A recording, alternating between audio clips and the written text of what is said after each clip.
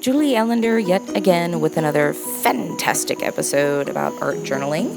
Today I'm gonna go over a couple of things that I purchased, a couple of things that I discovered, and a time capsule from my past. Ooh. So are you happy? Because I'm happy. I hope you're happy. Well, great. Let's get started. I want to show you guys this page because I posted on Facebook about using this stuff, which is the glass beads texture gel is what it's called. I don't know about this. Okay, so I thought I'm gonna test it out on a page, and I just spread it all over the page, and then I sat my book up and I put watercolor on it and let that slide, and whoop, there goes some of the beads. So after that I let that dry, and then I don't know if you can see it. You can kind of see it, I think. I used a stencil and went over the stencil with the texture gel. I don't suggest using this for a full background. I think it's better off to use this with stencils. I don't know. It didn't work like I thought it was going to. I thought that once it dried, I could use it kind of like crackle paint, maybe. And it kind of didn't work that way. It kind of did and it kind of didn't. But yeah, I wouldn't use this as a full background.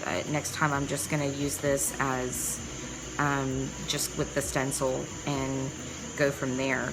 So after the stencil was done, I thought, okay, well, what can I do? So I took some gesso with a,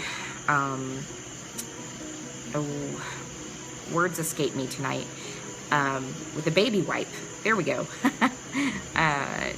Took a baby wipe and rubbed gesso all over it, just to kind of see if the stencil would show up more, but it really didn't. It didn't do anything, and I'm just basically going to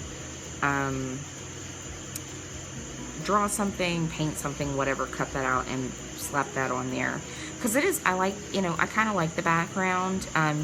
The texture gel itself dries clear, which is a great thing. I really love that. And it actually takes paint really well after it dries. Something else, let me move my book here. Sorry for the shaky camera. This one, okay, so I bought something really cool. I bought this. This is the Liquitex paint marker. It's like huge. I bought the black and I bought the white. I went over this with the black one, and it took like all of 2 seconds to dry, which was great. And then I used the white one for the base. I talked about these Liquitex paint markers, and I complained about them, that the tip of the marker was too, I don't know, too porous, I think I said, that it kind of tears up the page. I'm eating crow right now, some serious crow, and I said that these were awesome. Well, I discovered that these don't show up on a black background, but these do.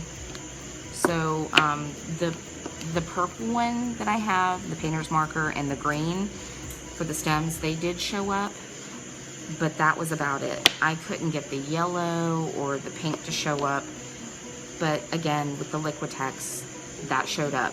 You can see the pink, you can see the orange, the blue.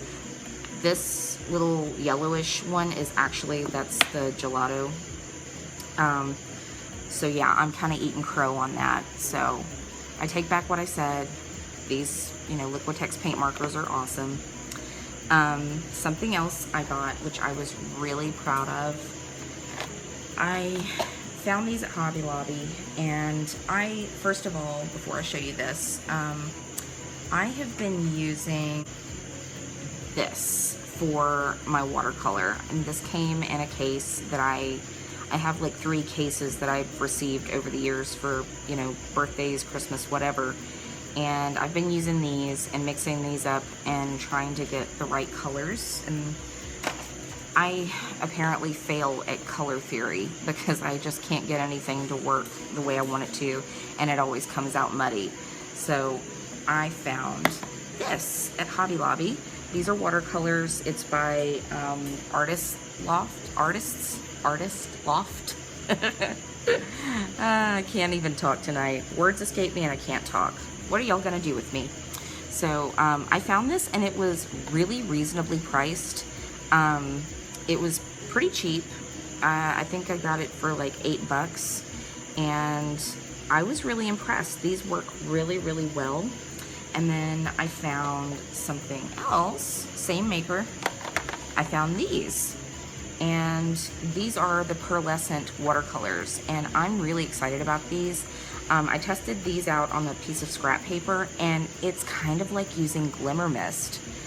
I am really digging these. I can use these a lot. So, and these were actually cheaper than these. I think these were like $5 or $6. So I was really excited about my purchase there. And you know, I like to carry my art supplies with me, so this is really handy. And look, it comes with a little brush too. I probably won't use the brush, but I thought that was really awesome. I posted on Facebook about this this box of old art supplies that I found. Well, I came across another one, and this is like a time capsule for me. It's pretty interesting. This was like my first little art supplies box that I bought. And believe it or not, I remember when Hobby Lobby first opened here, I actually found this at Hobby Lobby, and I was like, score, really cool.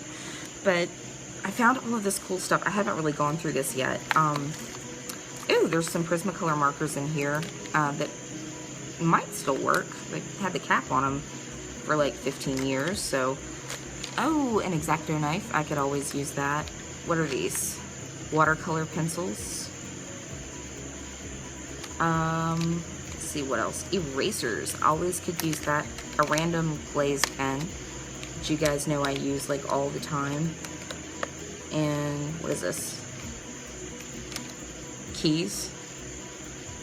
I don't know what these keys are to. Oh, there's a lock here, maybe? Well, the key fits. It doesn't turn, but it fits. So that's probably what that's to. And I've got some more paintbrushes here, apparently. Ooh, these are really nice paintbrushes. Oh, yeah, this one's seen some love. That's obviously a watercolor brush. So yeah, I found this and I was like really excited, and I thought I'd show that to you guys. Open my little time capsule. This thing's probably 20 years old. Oh, on the back, I remember this. This is actually what I used to sign all of my old artwork with, because that's my maiden name, you know, Compass. That's not my maiden name, but it represents my maiden name. And I actually had a friend in art class in high school help me draw this, because he was really good at coming up with ideas like this. So Jared, thank you. Really appreciate it. Yeah, so the other box that I opened up had like probably over 50 paintbrushes in there, and these are all the paintbrushes that I found. There's actually way more than this, but I could not fit them all in this mason jar. I'm a fan of mason jars. I use mason jars for everything. They hold like all of my kitchen utensils and all my paintbrushes and my paint water, all that stuff. So I was really excited about all of that.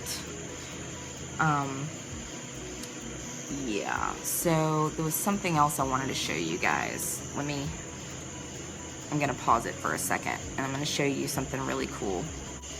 Okay, y'all see that? Those are some pretty lights that my sister got me a long time ago. They're popsicles. and I've decorated my little outdoor studio with my popsicle lights. Well, not much else going on here today. I'm just gonna do a little art journaling tonight because I'm in the mood to be creative with what, I don't know. Ooh, I'm so excited. Okay, so I'm in the mood to art journal, and so I guess you guys can watch me do that, and I'll time lapse it so it doesn't take so long, and I'll see you guys soon. Okay, so I'm just going to spray my book down and start covering it with my new watercolor. Put my scrap paper down so it doesn't roll over to the other page, the blank one. And I went over it with some rubbing alcohol and drying that, and now I'm splattering it with some white paint. Drying that. And that's my little jellyfish that I made with my hot glue gun, and I'm using that as a stamp. And I ended up getting paint on my other page anyway. And I'm going to draw my little fish, paint my little fish, and go over my jellyfish and kind of perfect that. And I thought, since it's underwater, why not use bubble wrap? So I just sprayed that with some white ink spray, and there you have it.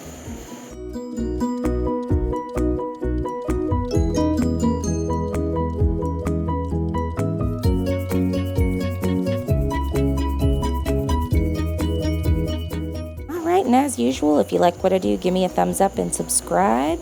Thank you for that. And I look forward to another thrilling episode of Art Journaling. Bye.